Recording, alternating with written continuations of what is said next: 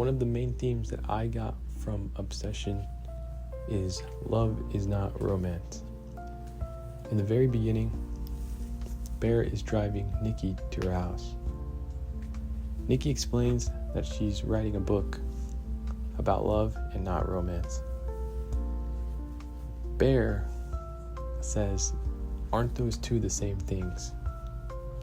And this line alone shows and defines Bear's perspective throughout the whole movie. He does not understand the difference between love and romance. Loving someone is not the same as having romantic feelings for them. To love someone is to accept their flaws, to endure loving them despite their flaws, to wish the best for them even if you're not part of it, and you just want them to be happy regardless if they accept you or not, regardless if they reject you or not. This is something the main character, Bear, does not understand. He believes love is conditional. Love can only exist if two people are in a relationship. If the person is with you, they love you. If the person isn't, they don't love you. Usually, people who believe this are in love with an idealized version of the partner and not the actual partner themselves. If they truly did love them, they would be okay with the rejection and just wish the best for that person. Now, this simple line shows Bear did not have actual love for Nikki. He just loved the idea of being with her. He just had romantic attraction. That's it. I think a great way to describe it would be that if he really did love her, he would have never used the ticket, even if he didn't know it was true or not. He just wouldn't have considered it because he would just accept the situation and move on. Now, I'm not calling Bear a bad person.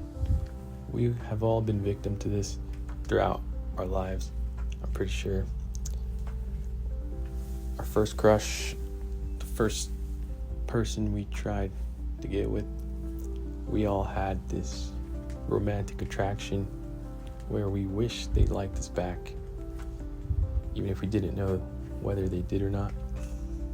I think the movie does a very great job in showing the selfish nature of how most of the time we're just in a state of limerence. We're just in love with an ideal version of a person, and we're not actually seeing the person for who they truly are, and we just simply want to be with them. We actually don't even love them, we just want to be with them. We're more obsessed with the idea of being with them. And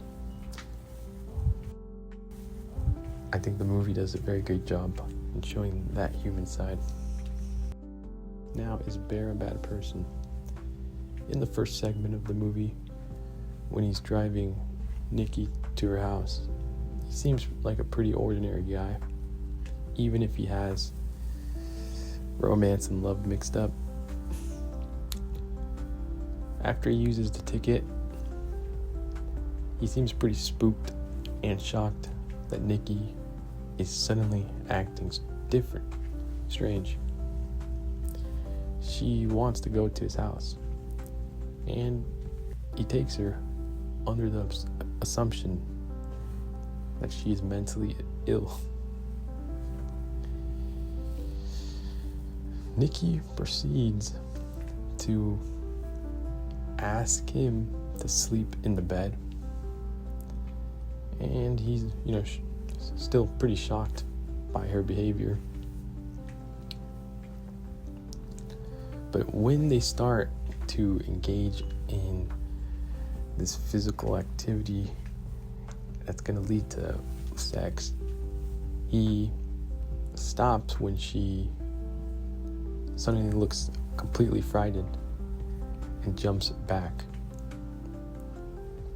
In this moment, he still seems like a pretty good guy. He's checking if she's consenting or not. And the moment she showed no consent, he stopped.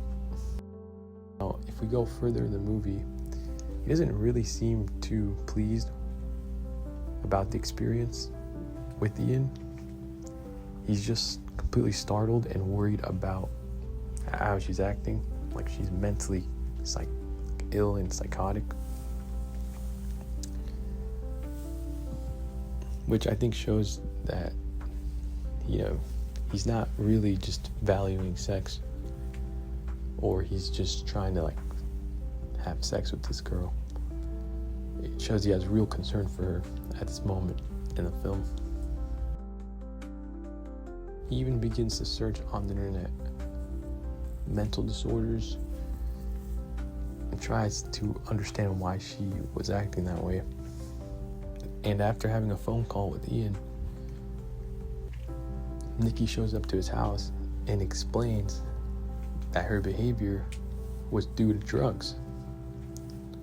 She then confesses to him, and Bear accepts it, assuming that she actually genuinely likes him. It's not because of the wish here. He honestly believes she likes him. At this point of the story, he seems like a pretty normal guy. I wouldn't really call him evil at this point, or say he's taking advantage of her. Following this, we get a montage to them being in love. Then it cuts to them being in a date. Bear gets a phone call from Ian explaining that she is lying about her dad and how Sarah spoke to her about how he got friend-zoned. So this whole thing about them being in love is extremely strange. Now, upon hearing this is when Bear starts to actually question if whether the ticket worked or not. And from the viewer's perspective, the first interpretation could be that if he did believe it worked and he still tries to be with her, it's extremely fake and he's taking advantage of her. The second interpretation is he still doesn't fully know whether it worked or not. Sarah could be lying or not, and her lying about her dad isn't that important, but it's still strange. Now, right after the date, it cuts straight to a sex scene. Nikki is expressionless and motionless. It's honestly very disturbing. But I would not consider Bear a rapist, as some people would say in the comments, or that he's taking full advantage of her here, knowing that she's under a spell or possession or under something supernatural.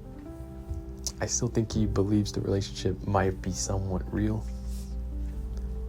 So I wouldn't fully conclude he's being a bad person here. After this scene, Bear confronts Nikki about her strange behavior. She apologizes. They think they're good. But she still acts strange by trying to blockade the door to prevent him from going to work. Now, after this, the story goes complete bonkers. Nikki's behavior starts to get worse and worse. And each time it gets worse, Bear has to actually start believing that the ticket works. Now, I want to talk about the scene where he actually tries to alter the wish. I've heard people talk about how Bear is a bad person here because he's trying to alter the wish, not try to cancel it first. But I think that even in this scene, he's still morally gray, because I think from his perspective, he believes he's doing good. Now, I want to point out that he is being selfish, and he is being very concerned only about himself. In the scene, he talks about canceling it only when he knows whether the feelings are real or not. If the feelings are real, He believes that it's good. If the feelings are not, he believes that, well, it should probably be canceled because Nikki is getting tortured and being forced against her will. But the irony is, any wish to change someone's behavior so that they like you is inherently just bad. I think the idea goes back to the beginning where he doesn't understand the difference between love and romance. That in love, you're caring about the other person's choice. You know, you care about what they choose. But in romance, you're just okay with them being with you.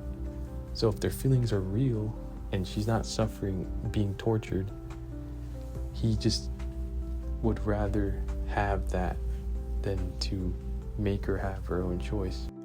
Another scene I see people talk about a lot is when Nikki, the real Nikki, is talking to him while she's asleep. Bear responds with a selfish answer. Is it really that bad being with me? Now, does this line alone define him as the villain of the movie? Does this define him as an evil person? I would still argue he's not an evil or bad person. He's just a human who is just being pretty selfish. And there is an interpretation that you could argue he's just being selfish. He doesn't really care about Nikki. He just cares about himself. And he's taking full advantage of her now that he knows the ticket probably works. The second interpretation is he knows it works, but this is the first time he has the ability to interact with the real Nikki. And it's the first time he can express his anger about getting rejected towards her. And he's just not trying to wake up the crazy Nikki. So he leaves to go to talk to Sarah. In conclusion, I do think Bear is a bad person. He's taking advantage of her, and he is very selfish.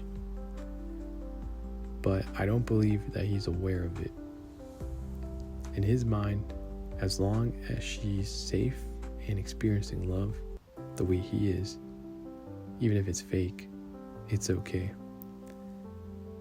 But if she's suffering and being tortured, he's not okay with it. And it's shown in the scene when he's calling the guy. He just wants it to be the way it used to be. He has a very flawed mindset of love, and it's started and shown in the premise of the story. I did overall enjoy Obsession, and I think it's a very good movie, and it's definitely a good movie. Very good.